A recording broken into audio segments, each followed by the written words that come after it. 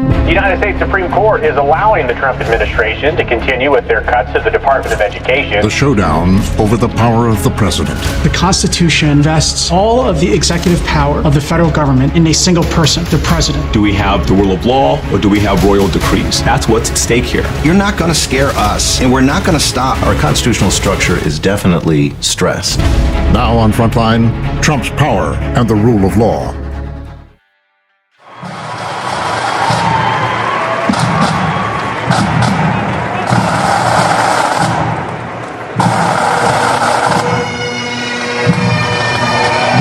Trump is at the Capital One Arena for his inauguration parade. He is expected to fire up that packed crowd there. President Trump will sign in the arena in front of cheering crowds a number of executive orders. Norms and institutions are a thing of the past. The wrecking ball is back. And this time, he and his supporters mean business. Things are going to get wrecked because they need to be. Why don't you say what I'm saying? Sure. The first item that President Trump is signing is the rescission of 78 Biden-era executive actions, executive orders, presidential memoranda, and others.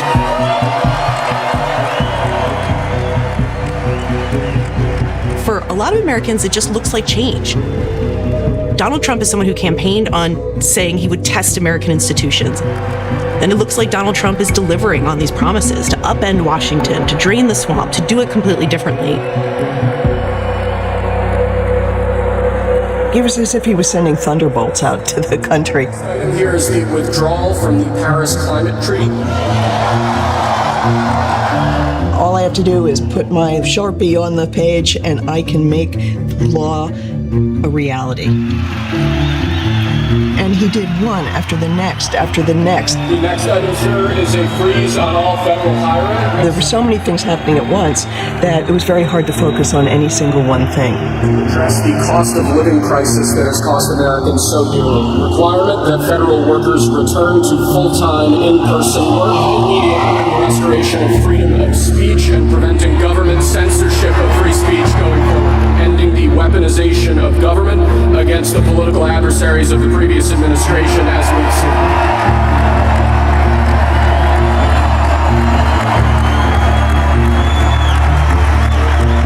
That was what Steve Bannon used to call the flood the zone approach to politics. Just drown them in it.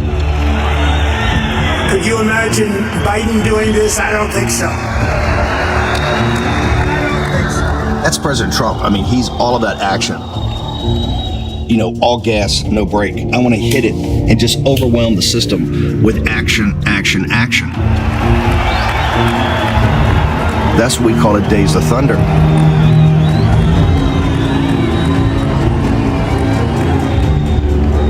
President Trump ran on very specific campaign promises.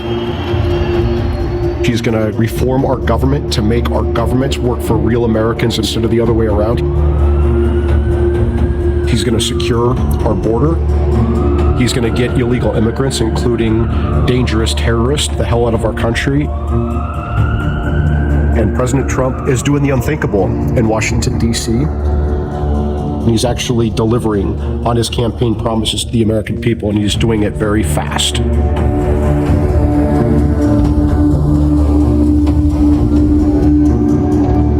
What he's saying in that day is, I'm going to be a man of action. That's a phrase he likes, a man of action. And he's going to do it with the stroke of a pen. We saw a president using his power from the very first moment in very expansive ways to put his fingerprints on all sorts of areas of the government and society. He signed more executive orders on day one than any of his predecessors ever did in their early days. And they stretched the power and the authority of the presidency beyond what any previous president had done.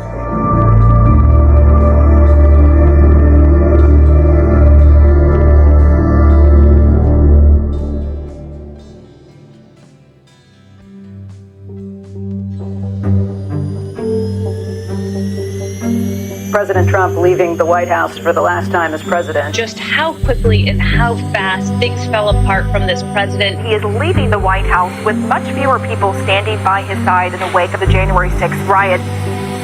after January 6th and what happened on the Capitol that day. It was universally terrible. There wasn't even the most ardent Trump fan defending it. He had been entirely ruled out. He leaves office in disgrace, the only ever president to be impeached twice. Trump leaves Washington seemingly for 4 years of exile, maybe a lifetime of exile. Just utter bottom.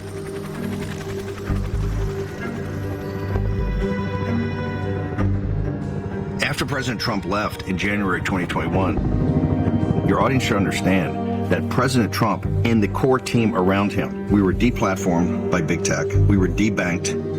Steve Bannon was Trump's 2016 campaign CEO, his White House chief strategist. He was charged with fraud and went to prison rather than testify about Trump's role in the January 6th attack on the Capitol. In those years of 21 and 22, when the entire world was against President Trump and his team, it looked like the odds were so incredibly long. It was a very lonely time around Mar-a-Lago. President Trump was essentially a dead political body left on the side of the road.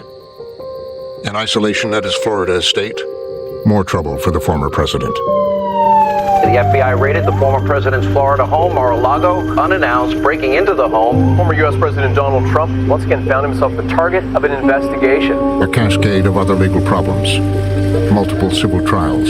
Trump was found liable for sexually abusing and defaming E. Jean Carroll. Business fraud. Trump guilty on all 34 counts of falsifying business records in the Stormy Daniels hush money case. A federal grand jury here has indicted former President Donald Trump on 4 counts. Indictment after indictment. Charged with leading a criminal organization that worked to overturn the results. The most serious charges? That he'd worked to overturn the 2020 election, culminating with a mob of his supporters attacking the Capitol on January 6th, while Congress was trying to certify the results.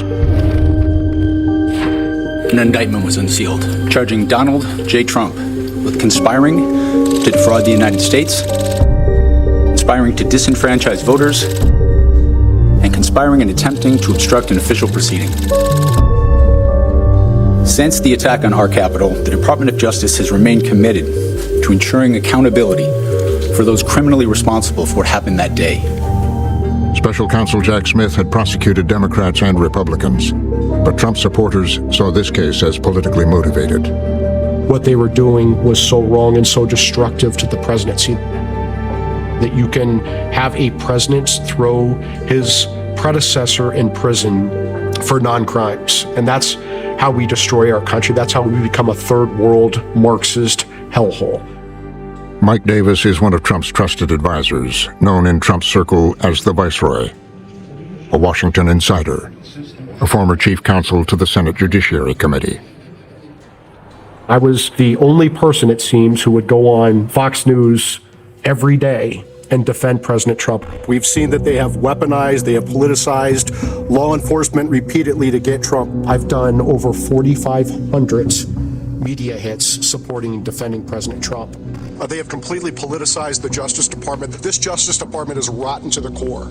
A lot of what they're trying to do is recast the narrative of what happened to him during his impeachments, to recast the narrative of what happened on January 6th, to suggest it was a day of peaceful protest and not a violent attack on democracy. I think the public record and the investigations would show otherwise. This is lawless, this is Democrat lawfare, this is election interference. He has presidential immunity for his acts as the President of the United States. Trump has come right up to the edge of saying, you don't get to tell me what the law says, I get to say what the law says. He believes, as he once said, that Article 2 of the Constitution means that he could do whatever he wants. He believes that if the president does it, it can't be illegal. It was a familiar argument that a president was above the law. It went back more than 50 years to another president dogged by legal problems. So what, in a sense, you're saying is that there are certain situations where the president can decide that it's in the best interest of the nation or something and do something illegal.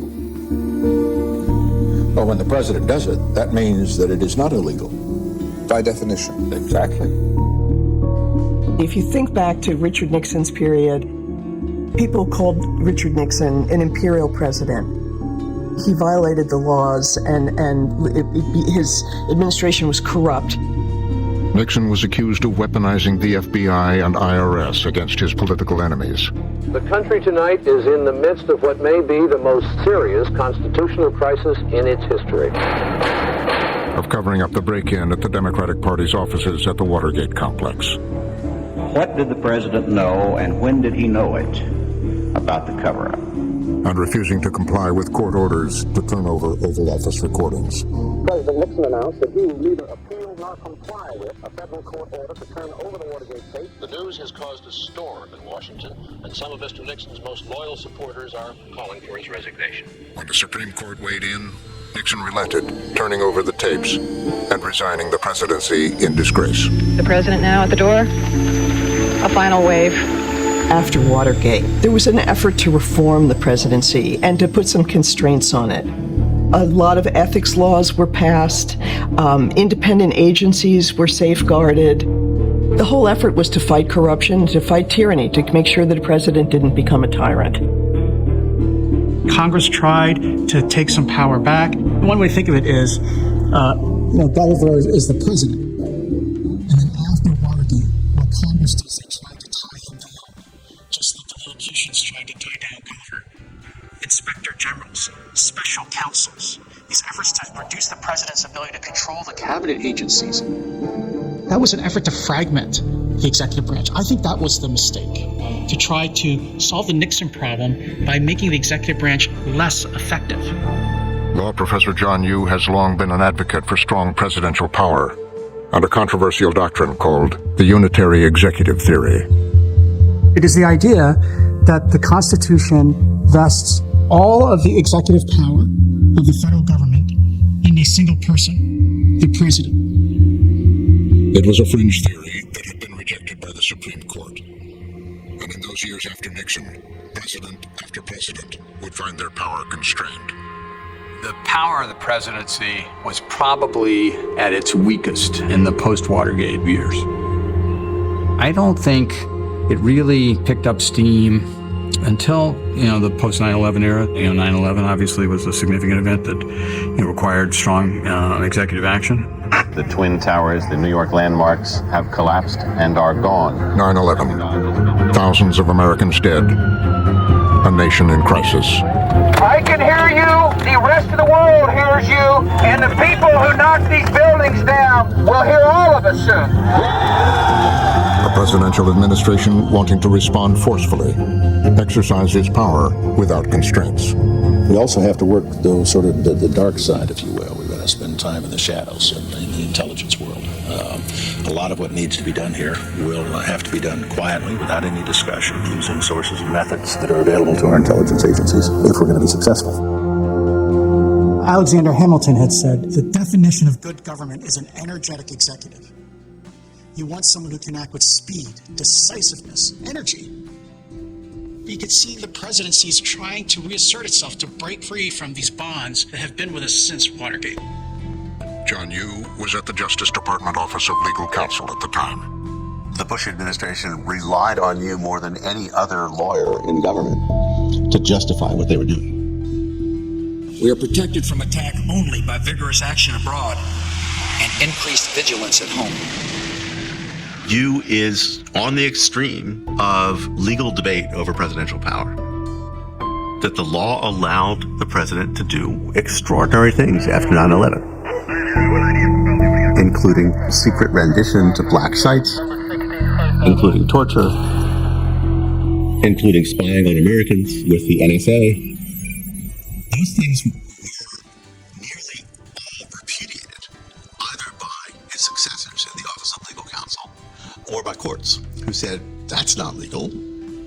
But in the years that followed, the Supreme Court was ready to enhance executive power.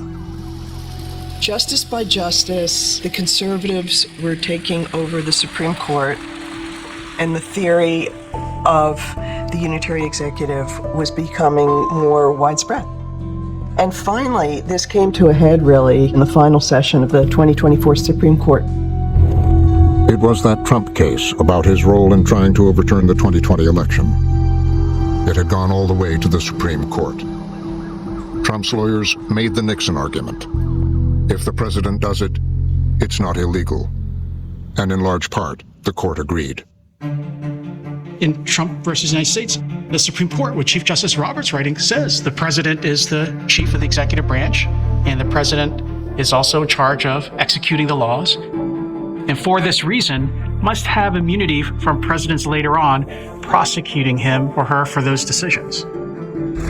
The president may not be prosecuted for exercising his core constitutional powers. One of the reasons the Chief Justice gives is so that the president can fully run the executive branch without having to worry about his criminal liability or civil liability after. The immunity decision was arguably one of the biggest, if not the biggest, legal victory that Donald Trump has had in his entire time in public life. It essentially spelled the meaningful end of the federal prosecutions of Donald Trump. That immunity decision, you could say that was like the precursor event to Trump 2.0 in almost every respect. It was hugely important. It was the difference between President Trump going to prison versus going back to the White House. It was hugely consequential. It was one of the most important Supreme Court decisions in our history.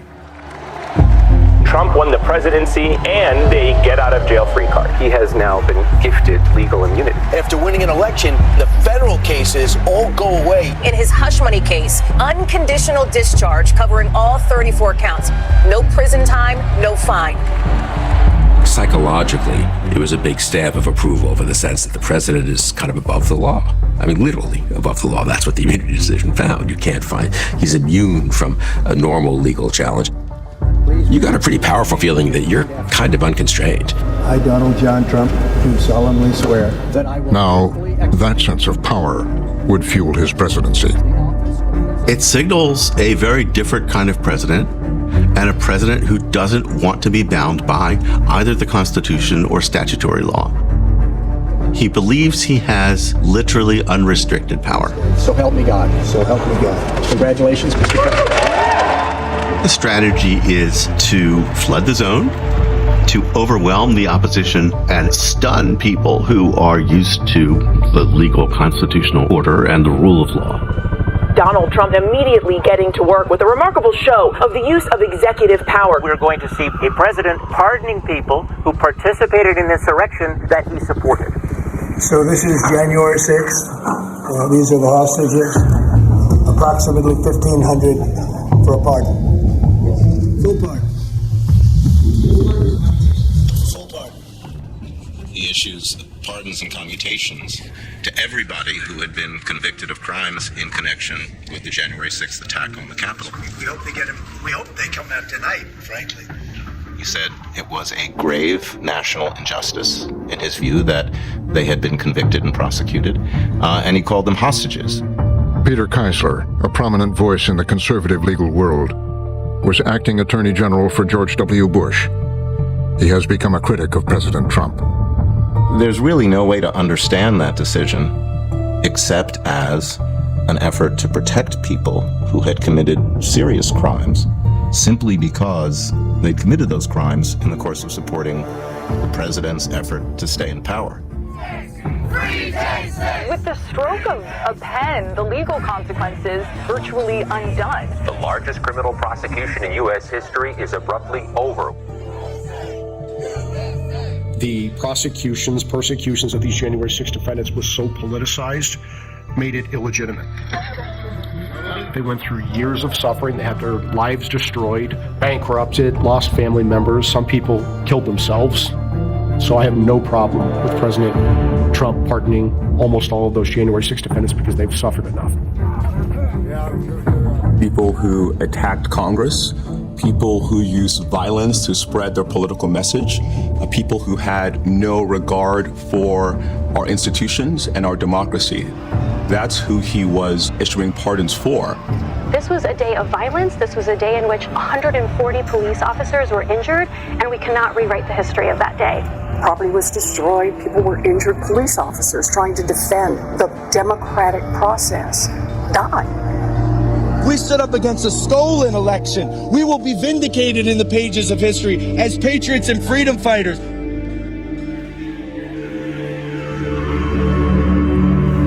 put my family back together again. Without him, I wouldn't be out right now.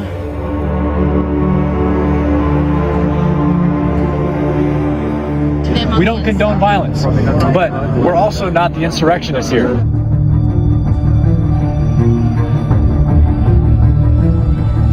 I feel vindicated and validated. Yes, absolutely. It really sends the signal that people can engage in violence on his behalf, and he's got that pardon power there for them. He wants people who are on his side to think, you know what, if I go a little bit too far, you got a president there who's kind of watching out for you. It really puts us on a road that goes pretty far from the neutral rule of law and pretty far, unfortunately, towards a kind of personalized use of government to go after your enemies and to forgive those on your side who break the law. Trump and his advisors were pushing to go further. Exact retribution for what they called lawfare. I think retribution is a very important component of justice. That serves as a powerful deterrent to people who may commit crimes in the future, that there are going to be consequences. The president and his Justice Department team should hold accountable those who wage this unprecedented republic-ending lawfare against President Trump. The first target, the Department of Justice itself. They fired more than 24 career prosecutors, people who had worked either on the investigations and cases against Donald Trump himself or against the people who had stormed the Capitol on January 6th. The message that I took out of it was, if you persecute Americans as a Justice Department prosecutor or agent, you're going to lose your job, and you should. When you try to throw President Trump in prison for the rest of his life, when you try to bankrupt him, when you throw his supporters in prison after January 6th, when you do these things, there are consequences. They also forced out about half a dozen or so of the senior career leaders at the FBI. They were fired as a group because they were not deemed to be sufficiently politically reliable. The message that sends is your job may depend on you being perceived as supporting the president's personal and political interests. And that sets the stage for turning law enforcement into another instrumentality of politics, where if you're the subject or a target of an investigation, how you're treated may depend on what your politics are. And that's the opposite of what the system should be doing. It was time for Trump to deploy his own team to the Justice Department, one he could depend on. At this stage of his presidency and what he wants to accomplish, he really only values loyalty and virtually nothing else. Criminal defense attorney Ty Cobb was part of Trump's legal team during the first term. Now he's a critic. He's not looking for them to tell him what to do. He's looking for them to do what he tells them to do. He learned a lot the first time around, I think, in terms of how far he could go. Trump's first attorney general was Jeff Sessions. Sessions was a constant object of his ire, in part because of the recusal without consultation with the White House. I have now decided to recuse myself from any existing or future investigations of any matter relating in any way to the campaigns for President of the United States. Trump saw Sessions' decision as disloyal, not protecting him from a DOJ investigation into Russian interference in the 2016 election. The Justice Department naming the former FBI Director Robert Mueller special counsel to take over the investigation. That rubbed the president the wrong way, and he never got over it. Time and again, during Trump's first term, it was the lawyers who got in his way. There were people in the first Trump administration, the so-called grown-ups in the room, more traditional conservatives, Federalist Society lawyers who were very conservative ideologically, but were also very serious lawyers as well, who were occasionally willing to say no to ideas that they thought were outside the bounds of legitimate legal interpretation or just simply bad ideas, to raise objections, to slow things down. One of the lessons learned for the people who stuck with Trump after the events of January 6 was that one of their mistakes was having too many people like that around the president.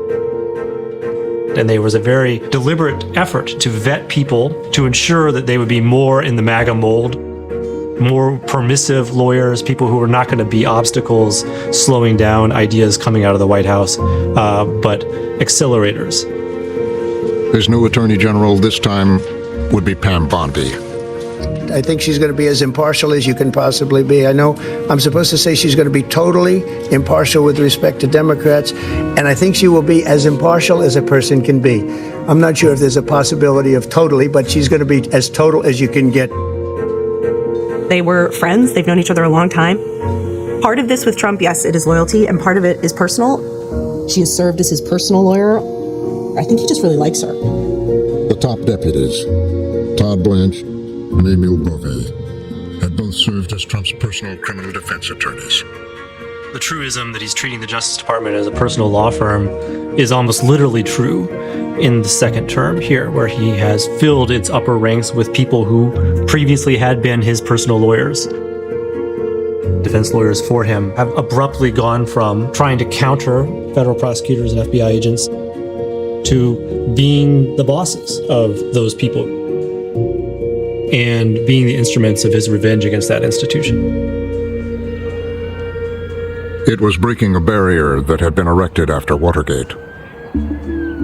The Justice Department was not always as independent as it has been in my adult lifetime. John F. Kennedy did name his brother as Attorney General, but post-Nixon, because of who Nixon was and what he did and how the Justice Department abetted what he did, it has been separate.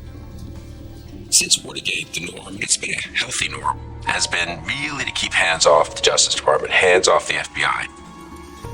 I was in the White House many years ago. I actually went to the Justice Department very rarely when I was the Vice President's Chief of Staff, and partly that was because we were really not just encouraged, but required not to deal directly with the Justice Department. It was just considered a terrible abuse of power to try to use the Justice Department for your own personal purposes or political purposes. But Trump wasn't going to follow those rules. He's the chief magistrate and the chief law enforcement officer of the United States, and the Attorney General reports directly to him. The FBI director reports to him. That's one of the keys to the unitary theory of the executive, that in the office of the president is executive power, which has really been lost since Watergate. Trump decided to make a statement. He would go to the Department of Justice, make it clear he was in charge. By going to speak at the Justice Department, he is reasserting the president actually is, under the Constitution, ultimately responsible for the execution of federal law, for federal law enforcement, all of it. The Justice Department is not independent of the president. Others who had worked in the Justice Department saw it differently. Presidents only infrequently go to the Department of Justice at all, and for good reason. J. Michael Luttig was a lawyer in the Reagan White House, a veteran of the DOJ under George H.W. Bush, and a prominent conservative appeals court judge. After January 6th, he became a vocal Trump critic. There's every reason in the world, under our constitutional order, for the President of the United States to keep his distance.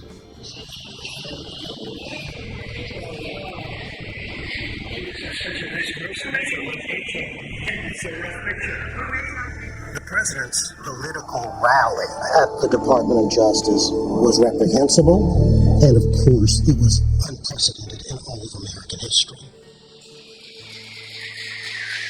Ladies and gentlemen, please welcome Attorney General Pamela Bondi. Hi, please be seated. Welcome to the Department of Justice. It is an institution whose goals have uniformly been revered as a place where you try to at least achieve your vision of equal justice, unbiased justice, and depoliticized justice. Bondi didn't even try to talk about those things. And we all work for the greatest president in the history of our country. We are so proud to work at the directive of Donald Trump. It is, he will never. She made a plan that they were all there for him and devoted to him.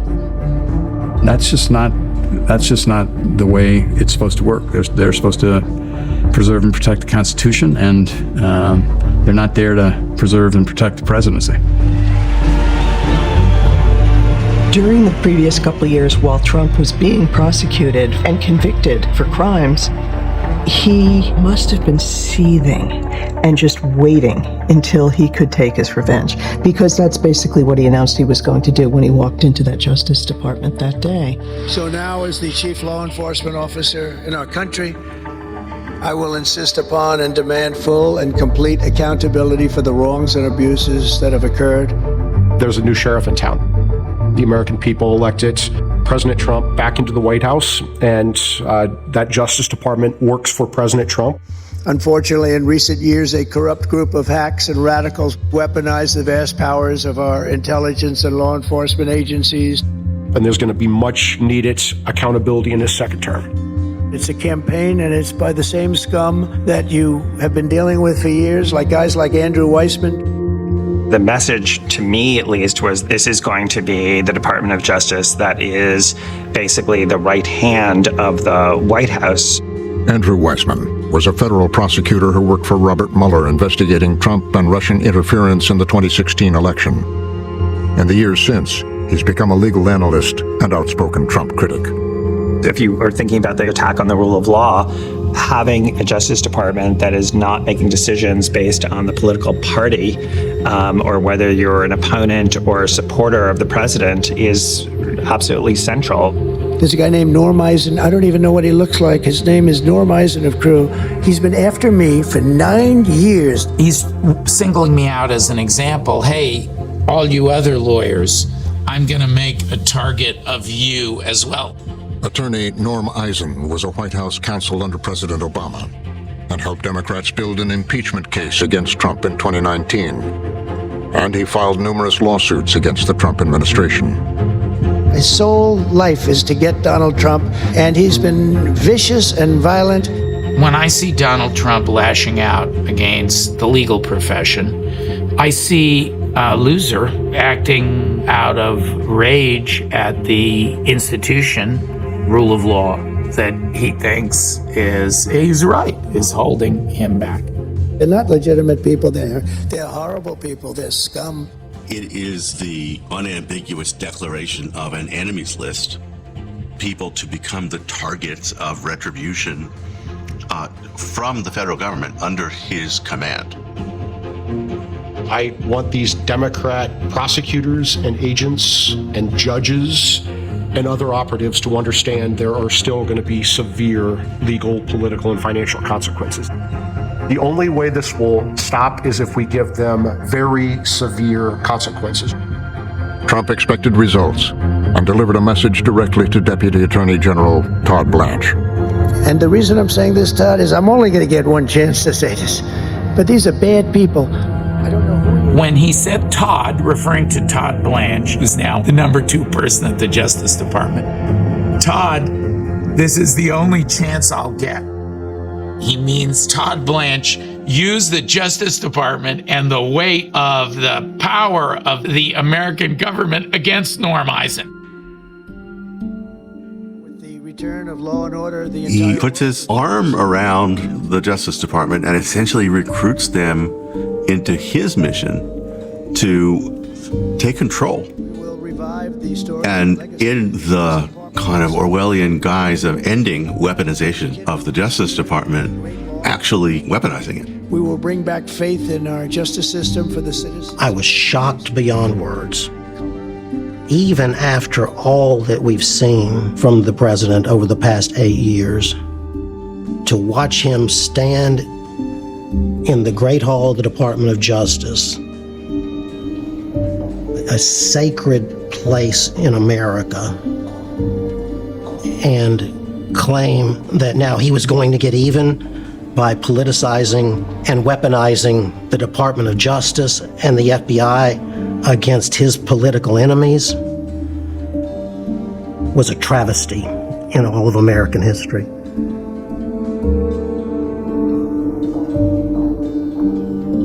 I happen to think President Trump should go there every week. They are shocked that he's in the sacred temple of the Justice Department. Them, right? This is what democracy is about. These are anti-democratic forces. They have to be broken. They are shocked because the President of the United States, and worst of all, Donald Trump, actually soiled their temple by going in there. He's President of the United States. He's the Chief Magistrate and the Chief Law Enforcement Officer by the Constitution. The message could not have been clearer. Donald Trump is now in charge of justice. Outside Washington, Trump was also exercising power over the DOJ, targeting its most prominent office in New York City. There are 93 newsrooms across the country. But the Southern District of New York is the most prominent in the country, often called the Sovereign District. Because for so long, the Southern District has acted with the kind of independence from main justice in D.C. that other offices have only dreamed of matching. The case, the prosecution of New York City's Democratic Mayor, Eric Adams.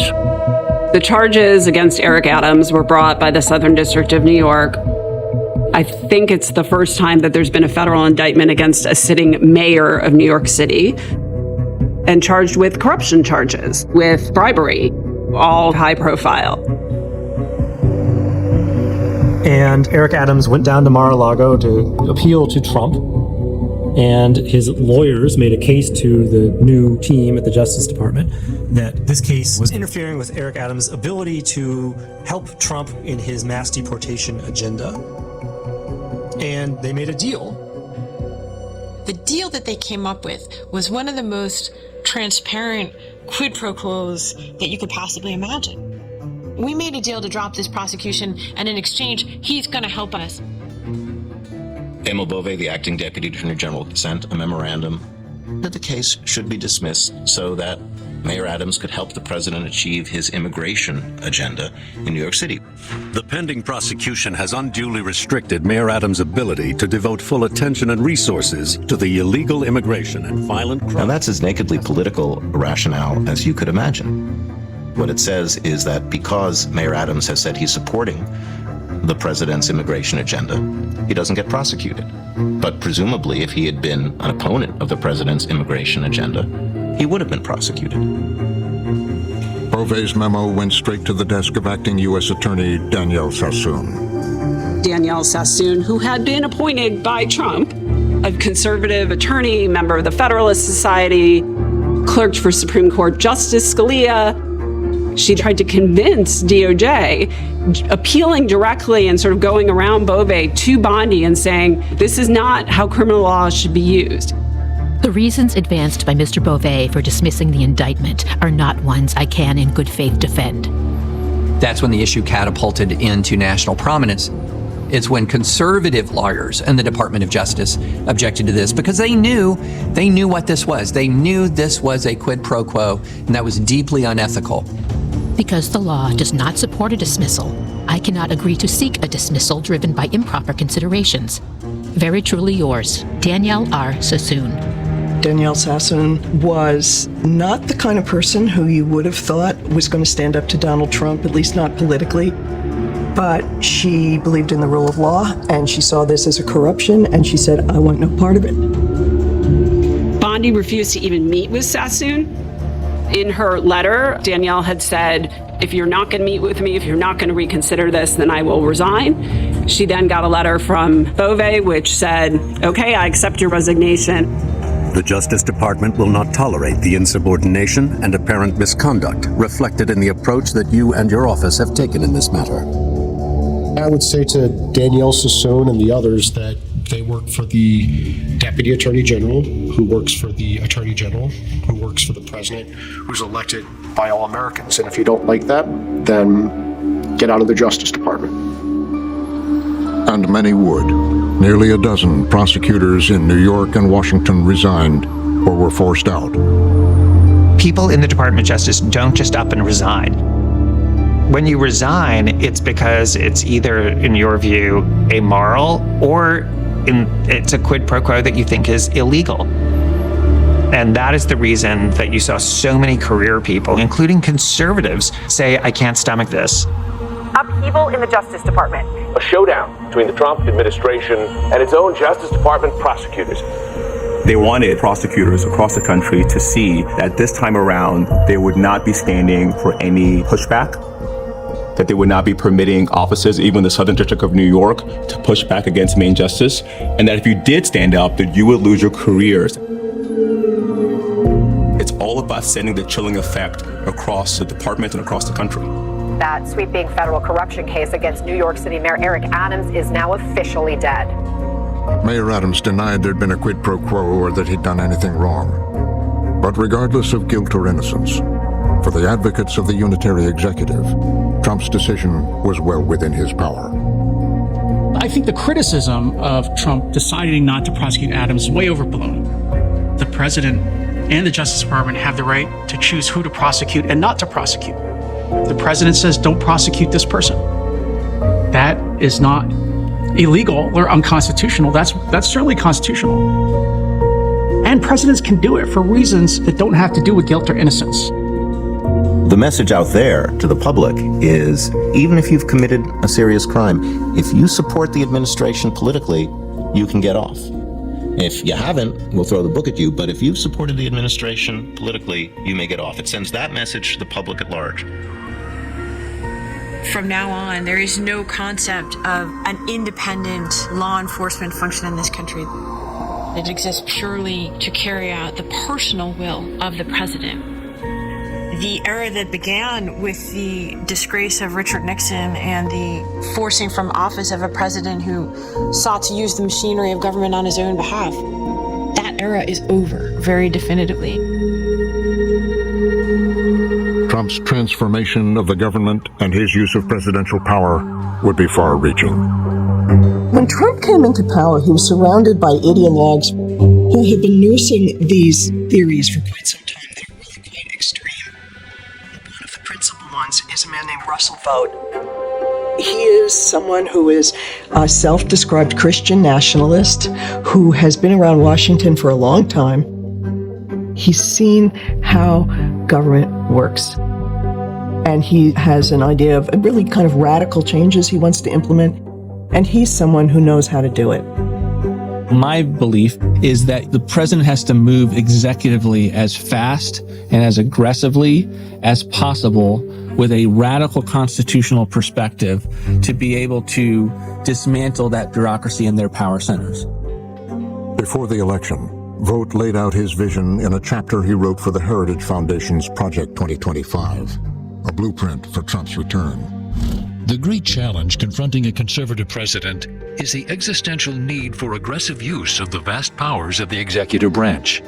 He told us quite explicitly he wants to search out for pockets of independence from presidential control and stamp them out. He's made no secret of the fact that he wants to wrest for the presidency more power over spending decisions away from Congress. Trump and people around him understand what we have to do to get back to a constitutional republic. We're going after the infrastructure and the plumbing and the wiring of the whole system. We are not going to quit. We're not going to surrender. We're not going to take our foot off the gas pedal. Along with Russell Vought, the head of the powerful Office of Management and Budget, Trump would take on departments Congress had authorized and funded, starting with the agency that handled foreign aid, USAID. President Donald Trump is calling for USAID to be shut down, calling the organization that delivers aid to people around the world corrupt. Many people see as frivolous, if not outright wasteful spending. Shutdown of USAID could mean less medicine for the sick and less food for starving families, including babies. This is a power grab. You're watching the presidency turned into something much more imperial than we've seen for a very long time and maybe ever. The Trump administration's efforts to reshape the federal government and its workforce. USAID's workforce will be whittled down from about 14,000 employees to fewer than 300, a 98% cut. Large chunks of USAID employees were placed on administrative leave and cut off from agency email systems and other databases. We had hundreds of millions, if not billions of dollars in play around the world in ongoing programs, all came to a dead stop. Paul Martin, USAID's Inspector General, had spent decades in government, but had never seen anything like this. People have dedicated their lives trying to make a difference at USAID. And to sort of overnight, without any engagement, without any warning, it was a massive shock to the system. Hundreds of workers at USAID are cleaning out their desks. An emotional exodus at the former headquarters of USAID. The recently fired federal workers were given just 15 minutes to clear out their desks. I do think that USAID was the canary in the coal mine. The speed and the rapidity at which this occurred was pretty breathtaking. A senior official at USAID called it a mafia-like takeover. It's less than 1% of the federal budget. The fact that this was the very first agency they chose to target and force underscores that this is not a cost-cutting exercise. It's an exercise in power. It was a classic demonstration execution. We'll kill one federal agency in order to terrify thousands of others. When Congress establishes an agency by law, that's not optional. That's a law, and the agency exists and then has to discharge the responsibilities that Congress has given it. So when the president tries just to shut down an agency that has statutory responsibilities, that will in many cases be inconsistent with the law. What's the point of having the authority to enact laws, which is Congress's big power, if the president can then disregard whatever they enact? Go back to the unitary theory of the executive. The President of the United States, as chief executive, has the ability to make personnel decisions and to fire anybody. You don't have permanent employment in the federal government. USAID was a perfect political target from their point of view. A lot of Americans don't feel all that aggrieved by that. And so, yeah, it was a test case and wanted to see how far he could go. As he cleared the ranks at USAID, there was one more target. The agency's independent watchdog. I too received a 2-sentence email thanking me for my service, but dismissing me as Inspector General. Dear Paul, on behalf of President Donald J. Trump, I am writing to inform you that your position as Inspector General is terminated effective immediately. Thank you for your service. No explanation, no 30-day notice, no reasons. It seems pretty clear a violation of the law. You can fire inspectors general, but you have to notify the Senate. You have to give 30 days notice. He was like, yeah, I'm not going to do that. From agencies all over Washington, 17 other inspectors general were purged. The Inspector General community has been a concept created by Congress to help Congress and the administration conduct meaningful, effective oversight of federal taxpayer spending in executive branch agencies. We are Congress's eyes and ears. When you dismiss 17 inspector generals, you've turned the system on its head. The role of inspector general was created by Congress. It is a response to the Watergate scandal. And often Congress will ask IG offices to conduct investigations that Congress doesn't have the staff or the power or the ability to do because they're not housed inside these agencies. So firing the IGs isn't just about creating a less transparent government, but also really cuts off a channel to Congress. These inspector generals are a great example of these Watergate reforms that try to chip away at the unitary executive. If the president can't fire them, then they don't have to listen to the president. They don't have to take orders or direction from the president. And that, I think, is really an affront to the idea of a unitary executive.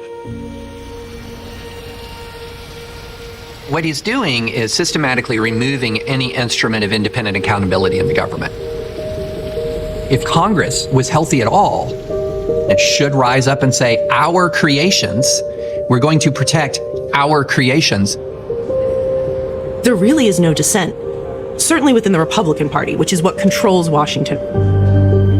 Lawmakers are almost uniformly aligned behind the president right now, and they also see that there's almost no upside to being publicly critical of the president. This is not a usurpation of authority in any way. It's not a power grab. I think they're doing what we've all expected and hoped and asked that they would do. Congress under the Constitution has plenty of authority to fight for itself. The founders wanted the president and Congress to fight.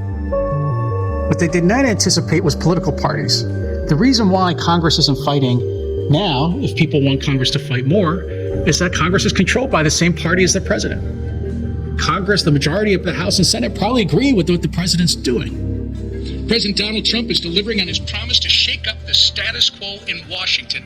I think all of us believe that we want to be good partners in making sure that the agenda that he campaigned on, and which the American people voted for, is accomplished and delivered on. The fact that the Congress of the United States is silent is unforgivable. The system created under the Constitution was one of separated powers under which each branch serves as a check and balance on the other branches. Right now in America, one could not say that we have the separation of powers that was envisioned by our founders and written into the Constitution of the United States.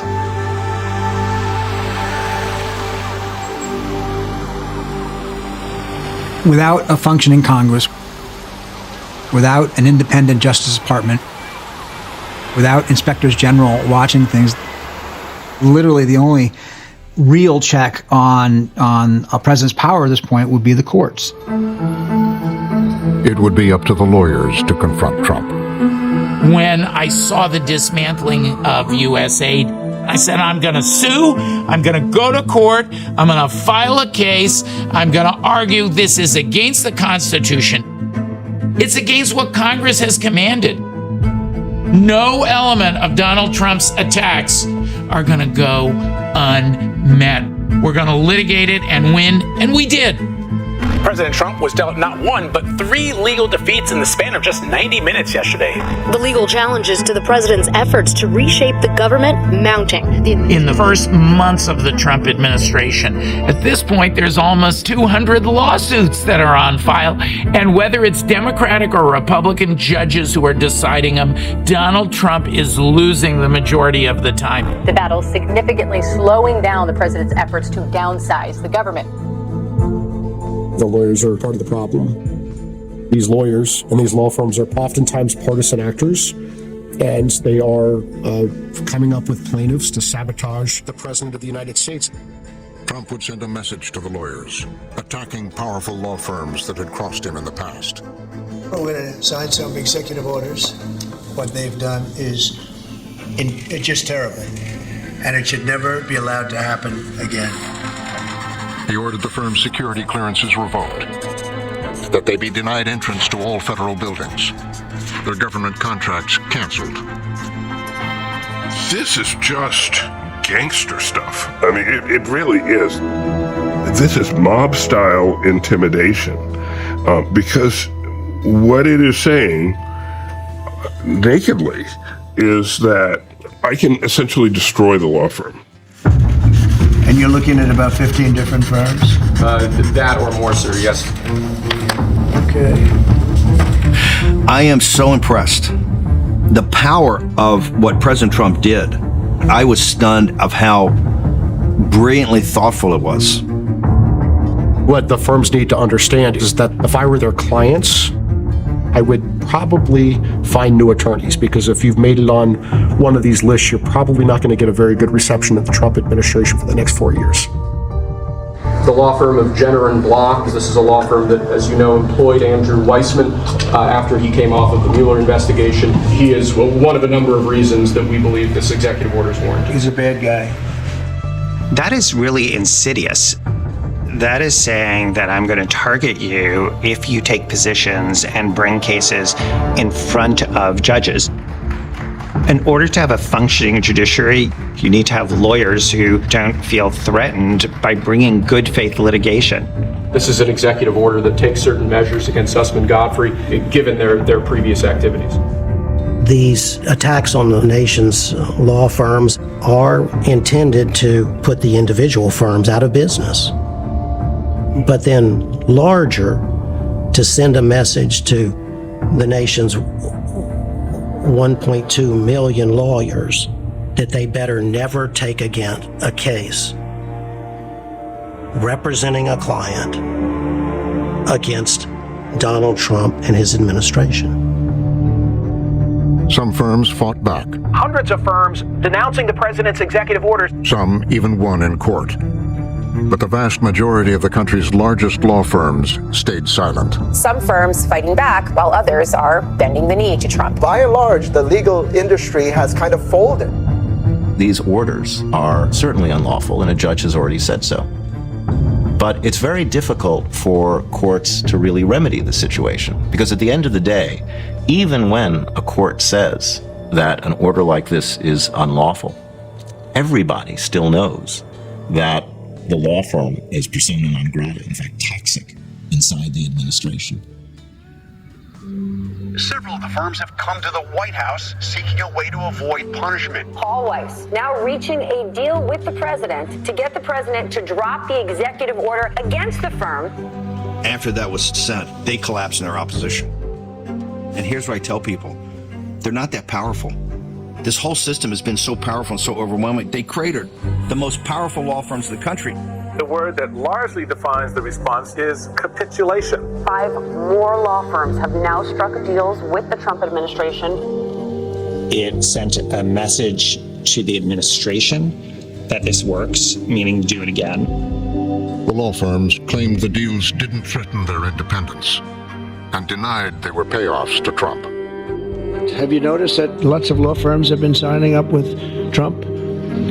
They give you $100 million and then they announce that, but we have done nothing wrong. And I agree, they've done nothing wrong. But what the hell? They give me a lot of money considering they've done nothing wrong. Altogether, they agreed to give nearly $1 billion in legal services to causes that the firms and Trump support. All in an effort to sort of appease him and keep him from criticizing them or targeting them. I want these lawyers to understand that this is not the George W. Bush Republican Party. I'm not going to tell the other shit. The American people elected President Trump with a broad mandate. So, time to deliver. All American people should be worried about what we're saying.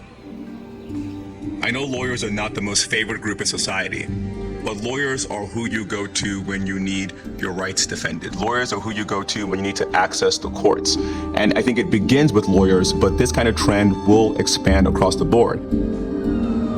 He is extending his reach really far, much further than most presidents have. And it's not just on politics. What's striking is how much he wants to impose his point of view on different aspects of society. He is trying to reshape the country in a way. It's not just whether the USAID should be an agency or not. It's what should be played at the Kennedy Center. President Trump now is the chair of the John F. Kennedy Center for the Performing Arts. Trump plans to fire Kennedy Center board members, appoint himself as chair. It's what we should call a body of water off our southern shores. President Trump is calling it the Gulf of America as opposed to the Gulf of Mexico. It's what the Associated Press can put in its style guide. Trump has barred the Associated Press from the Oval Office and White House press pool. It's what is taught in the classrooms at Columbia. Columbia University will comply with policy changes demanded by the Trump administration. Trump calling for Harvard to lose its tax-exempt status. He wants to have everybody defer to him. Paramount announcing they will settle President Trump's lawsuit over a 60 Minutes interview for $16 million. And he is accomplishing a lot. And a lot of his people are very happy about that. Here's what we know. If you take power and exert it, this system's not so tough. You know why? They're all gutless cowards. The university administrators, they're not that tough. The big law firms, they're not that tough. The media, look who's cratered. How many times, look how they're settling with Trump. They're not tough. We're resilient, we're anti-fragile, and we're tough. The people around Trump are battle-hardened, okay? You're not gonna scare us, and we're not gonna stop. And what we know is you guys are a bunch of you will crater. PBS is gonna crater. You don't believe actually at your core in what you're trying to do. And you'll fold, like the law firms, like the universities, like the media, like all of these institutions. You will fold because we're relentless and we're not going to stop.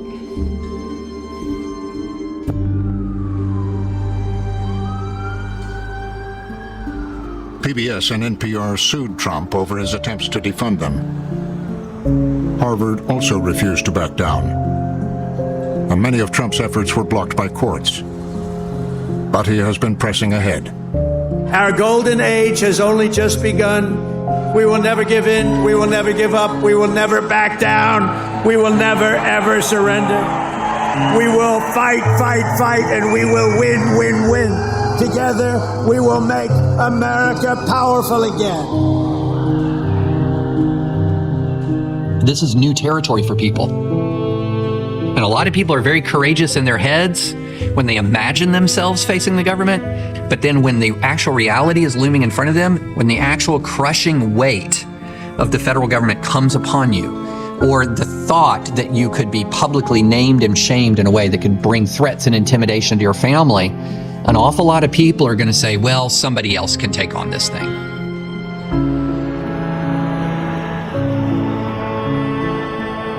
I've lived in Washington my whole life. I've never seen people in Washington scared the way they are now. I've never seen people in Washington as scared as they are now.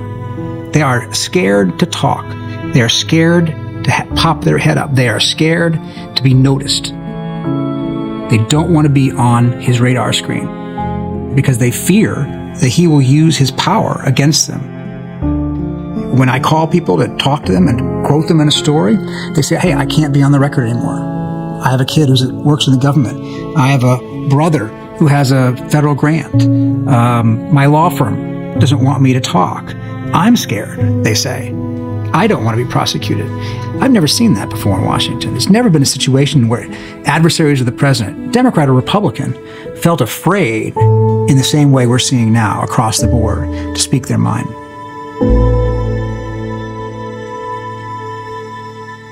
He was attacking government agencies, overpowering Congress, threatening law firms, the press, and more.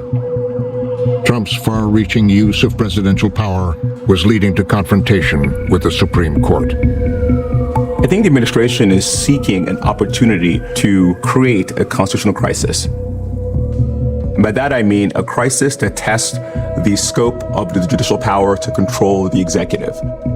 That's why the attack on the rule of law is really Trump's focus now. Trump's test case, an unprecedented campaign against illegal immigration. A massive immigration enforcement crackdown has led to hundreds of arrests in a matter of days. The administration claimed it was targeting violent gangs and criminals. You had President Trump rounding up international gangbangers. They are robbing, kidnapping, raping, torturing, and murdering Americans. The president has absolute statutory and constitutional authority to get them the hell out of our country. But many others were being swept up too. Immigrants with legal status or no criminal history are also being detained and deported. Many of the deported men lack criminal records in the United States, according to ICE. The families of some of those men deported say not all of them are gang members. How do you know that this person in front of you actually is a gang member? What if they say they're not?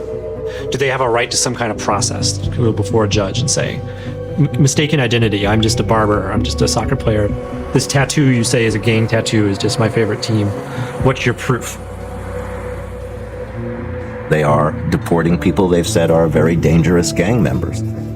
But everyone in the country who's accused of something has basic rights of due process, which in this case would mean a hearing to determine whether they are in fact members of this gang and whether they are subject to deportation under the law. That's the process that the administration has tried to short circuit. He's saying, all I'm doing is deporting criminal gangs, or I'm taking action against murderers and rapists. And it's very hard to get people worked up over concepts like due process, a legal term, right? But you know who does get very, very agitated about due process? Judges. In an emergency lawsuit, ACLU lawyers presented federal Judge Jeb Boasberg with startling evidence. The government was racing to deport alleged gang members to a notorious prison in El Salvador without any judicial review. Trump was rushing people onto planes. Judge Boasberg said, slow down, temporary restraining order, let's figure out, let's freeze the status quo into place, let's figure out whether this is legal or not. You need to turn those planes around, bring these people back to the United States. And the Trump administration did not turn the planes around. They handed more than 100 people off to a prison in El Salvador. So that raises the question, not only was this legal to do in the first place, but did they violate a court order? That was an extraordinary act. Virtually all presidents throughout history have acknowledged that you have to obey court orders, that if you disagree with a court order, it's not optional to refuse to comply with it. The answer is to appeal.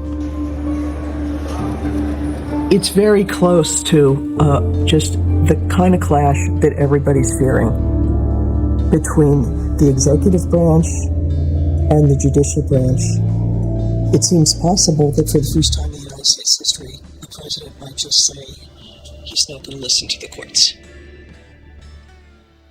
I'm happy those planes landed in El Salvador because the president had a constitutional duty to ignore that lawless and dangerous order and land those planes in El Salvador. This Boasberg, the clown, thinks he's the commander-in-chief. He thinks he can order the president to turn around military planes carrying terrorists. What the hell is Jeb Boasberg thinking, that he thinks he can expose and sabotage an ongoing military operation? Judge Boasberg does not have the jurisdiction to do what he did. He did not have the power to do what he did, and what he did was lawless. The judge in this case is essentially trying to say that the president doesn't have the executive authority to deport foreign terrorists from our American soil.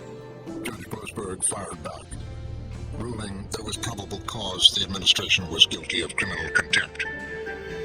And Boasberg wasn't alone. The immigration standoff is heating up between the Trump administration and the courts. Court after court, ruling against Trump. U.S. District Judge Brian Murphy ruled the U.S. government must retain custody of migrants, challenging the deportations. A federal judge appointed by President Trump blocked the administration from summarily removing migrants in South Texas, finding the administration was violating people's due process rights. A federal judge says the Trump administration violated a court order for again sending migrants to a country they're not from without due process. The Trump administration is now formally complying with the Supreme Court order to bring back Abrego Garcia. This is a victory for due process. It's a victory for the Constitution. The American public may not even know it as due process, but they know that whenever the government comes against them, whether it be in a criminal proceeding, a civil proceeding, where the government intends to take away your property or your liberty, that you're entitled to be heard. The Trump administration does not want to give those people the opportunity simply to make their case to the federal government that they're not members of the gang at all. That's about as rudimentary and fundamental to America as anything that I can conceive of. Despite the challenges, Trump and his team haven't let up. And the question should be, why is a judge trying to protect terrorists who have invaded our country over American citizens? The broadest theme that arises from it is a White House that is unafraid to provoke legal challenges and enjoys the fight as an end to itself, is not embarrassed by the prospect that it might be accused of doing something illegal, but revels in it. We're not stopping. I don't care what the judges think. I don't care what the left thinks. We're coming. I deplore the rhetoric that suggests that anyone in the government doesn't have to follow the Constitution or the laws or obey court orders. I think it would be a dangerous path for our country if any president starts saying they're going to act outside the Constitution. And so I hope it's just careless rhetoric.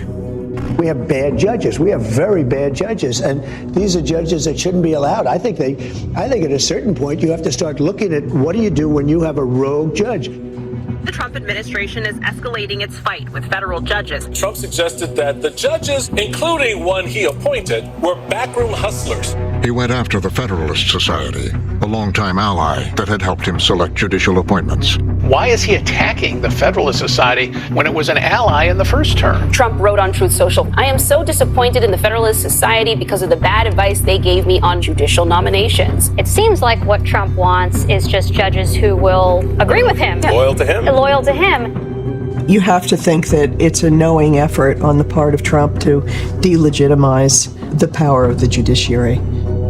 I mean, what he's basically also saying is that there is no such thing as neutral law or principled law. It's all just politics. And that's basically Trump's view of judges. This radical left lunatic of a judge, a troublemaker and agitator, was not elected president. This judge should be impeached.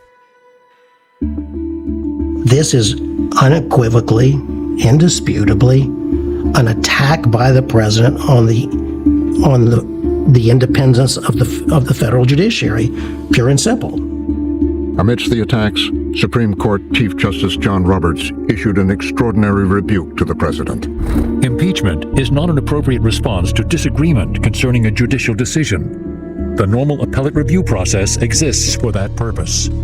Even Chief Justice John Roberts, who doesn't enter the political fray very often, felt compelled within hours to put out his own statement saying, you don't agree with this ruling, you go to the appeals court. You don't like the appeals court, you come to me, the Supreme Court, and we'll deal with it. What he did there was lay down a marker.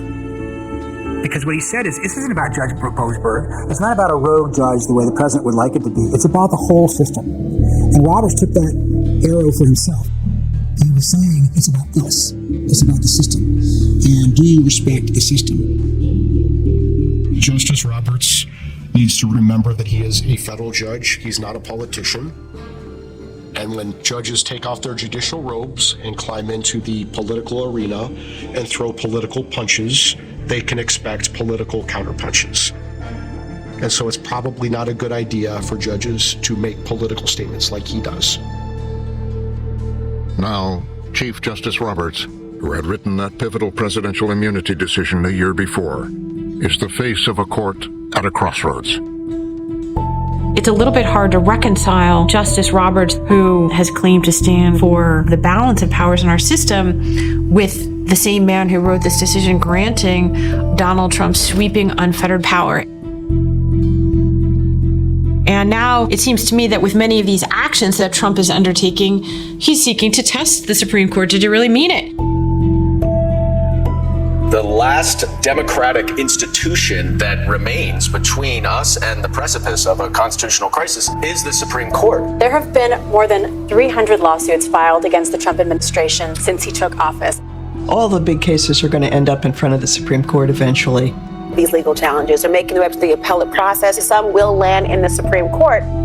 Chief Justice Roberts is on the hot seat because the judiciary doesn't have the powers of the purse and it doesn't have an army. So the only thing it has is its own legitimacy.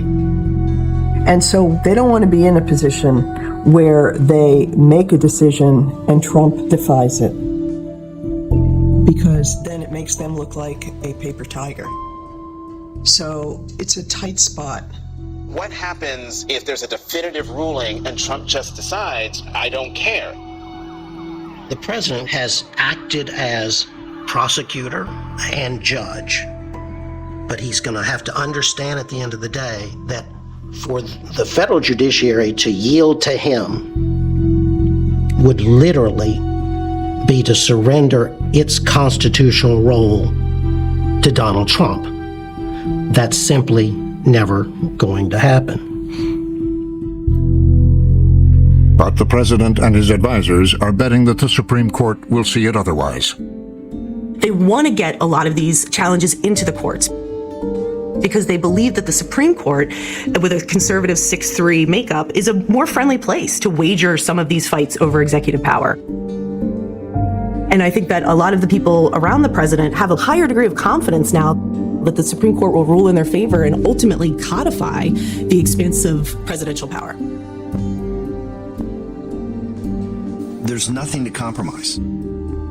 There's two different theories about what the Constitution says, what the framers had in mind, and what this country is. It's going to build up to a crescendo. One side's going to win, and one side's going to lose. Trump is not only not going to blink, he's going to win.